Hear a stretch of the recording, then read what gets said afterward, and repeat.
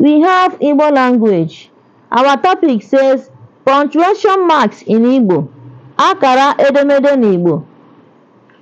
With the exception of hyphen and the apostrophe, punctuation marks in Igbo are used in the same way they are used in English. Example: we use full stop to end a sentence or a statement, just the same way we use it in English.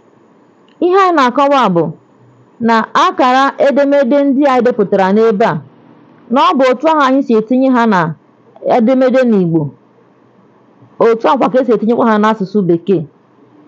Na sọnsọ nke abụghị otu ahụ ka esi etinye ha bụ hyphen, akara uhie ya na apostrophe rịkọm elu, na ọha na-abụ ndị abụghị otu ahụ esi etinye ya na Bekee ka esi etinye ya n'Igbo. Ọ ihe anyị na-akọwa. Full stop is used to show the end of a sentence.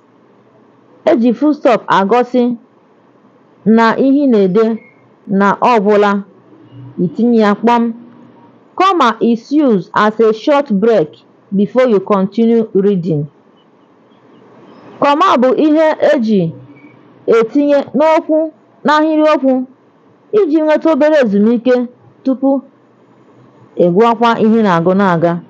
Quotation mark and question mark it serves as a question sign to know where there is a question. Ọ na-agosi ebe ajụjụ dị, eji kpọọ ya akara ajụjụ.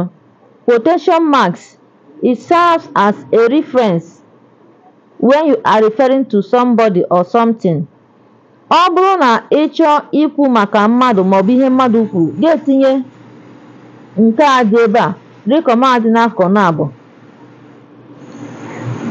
Semicolon, the same way it is used in English and Igbo.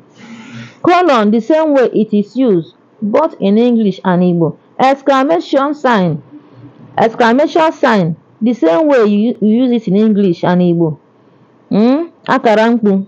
Note, only hyphen and apostrophe are not used the same way in Igbo as they are used in English.